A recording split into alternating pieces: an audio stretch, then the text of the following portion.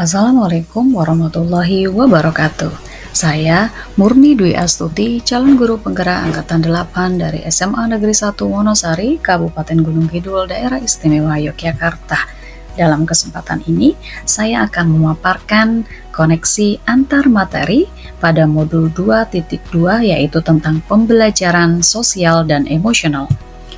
Dalam kegiatan ini terdapat dua pertanyaan pemantik.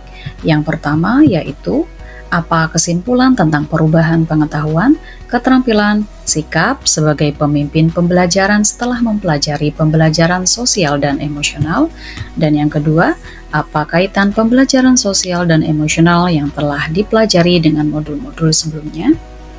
Kesimpulan tentang perubahan pengetahuan, keterampilan, dan sikap sebagai pemimpin pembelajaran setelah mempelajari pembelajaran sosial dan emosional adalah: sebagai seorang pemimpin pembelajaran, sangatlah perlu mempelajari tentang PSE agar dapat memahami, menghayati, dan mengelola emosi atau kesadaran diri, menetapkan dan mencapai tujuan positif atau pengelolaan diri, merasakan dan menunjukkan empati kepada orang lain atau kesadaran sosial, membangun dan mempertahankan hubungan yang positif atau keterampilan berelasi, serta membuat keputusan yang bertanggung jawab atau pengambilan keputusan yang bertanggung jawab, di mana kelima KSE tersebut bisa kita kaitkan dengan profil pelajar Pancasila yang bisa dimaknai dalam proses pembelajaran dan kehidupan sehari-hari. Seorang pemimpin pembelajaran hendaknya menerapkan kelima KSE tersebut untuk mewujudkan pembelajaran yang nyaman, menyenangkan bagi murid, dan menciptakan karakter murid yang berbudi pekerti luhur yang tergambar dalam profil pelajar Pancasila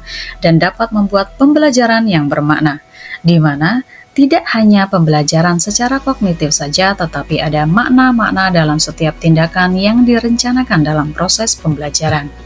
Kaitan pembelajaran sosial dan emosional yang telah dipelajari dengan modul-modul sebelumnya adalah: dalam pembelajaran sosial dan emosional, terdapat tujuan-tujuan yang ingin dicapai, yaitu murid memiliki budi pekerti yang luhur, di mana hal tersebut dapat dikaitkan dengan filosofi Ki Hajar Dewantara, di mana pembelajaran tidak hanya proses transfer knowledge, tetapi juga menanamkan karakter-karakter yang baik.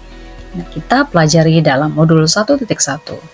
Dalam modul 1.2, kita belajar tentang nilai dan peran guru penggerak, di mana guru sebagai pemimpin pembelajaran hendaknya memiliki kemampuan kolaboratif tidak hanya dengan rekan sejawat tetapi juga terhadap murid, salah satunya dalam penerapan pembelajaran KSE ini, serta memiliki inovasi-inovasi dalam mengembangkan pembelajaran sosial emosional dalam pembelajaran maupun kehidupan sehari-hari.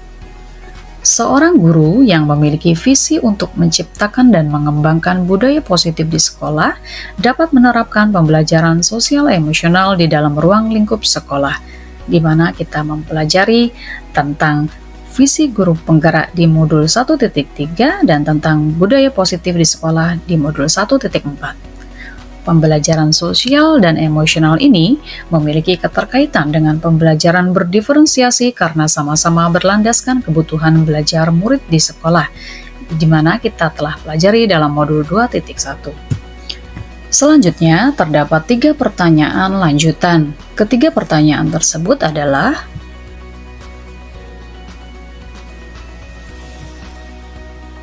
pertanyaan pertama, sebelum mempelajari modul ini, saya berpikir bahwa, sehingga, dan setelah mempelajari modul ini, ternyata. Ya, sebelum mempelajari modul ini, saya berpikir bahwa murid dengan instruksi dari guru maka akan bisa mempelajari materi dengan baik. Kadang saya tahu mereka kurang konsentrasi, namun saya hanya memberi instruksi untuk memperhatikan kembali tanpa mengetahui apakah mereka benar-benar memperhatikan atau justru sebaliknya.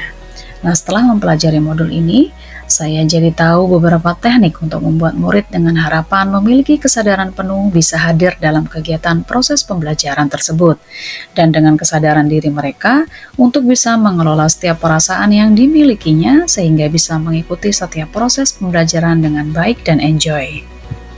Pertanyaan kedua, berkaitan dengan kebutuhan belajar dan lingkungan yang aman dan nyaman untuk memfasilitasi seluruh individu di sekolah agar dapat meningkatkan kompetensi akademik maupun kesejahteraan psikologis atau well-being. 3 hal mendasar dan penting yang saya pelajari adalah: pertama, menerapkan kelima kompetensi sosial dan emosional yang sudah dipelajari, yaitu kesadaran diri, kesadaran sosial, pengelolaan diri, keterampilan berelasi, dan pengambilan keputusan yang bertanggung jawab. Selanjutnya, mengintegrasikan kompetensi sosial emosional dengan profil pelajar Pancasila yang bisa diimplementasikan dalam proses pembelajaran yang dirancang dalam strategi dan alur pembelajaran.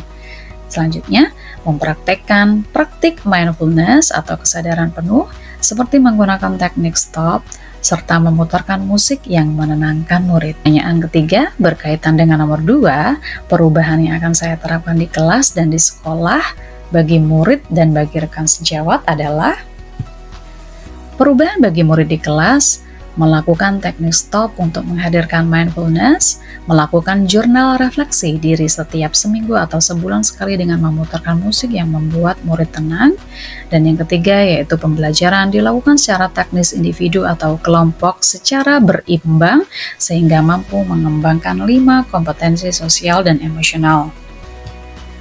Perubahan bagi rekan sejawat di sekolah, melakukan pengibasan terkait pembelajaran sosial emosional, berkolaborasi menciptakan budaya positif sekolah yang mengintegrasikan kompetensi sosial dan emosional, dan mengimplementasikan KSE ini tidak hanya kepada murid, tetapi juga kepada rekan sejawat sehingga memiliki lingkungan yang nyaman untuk bekerja.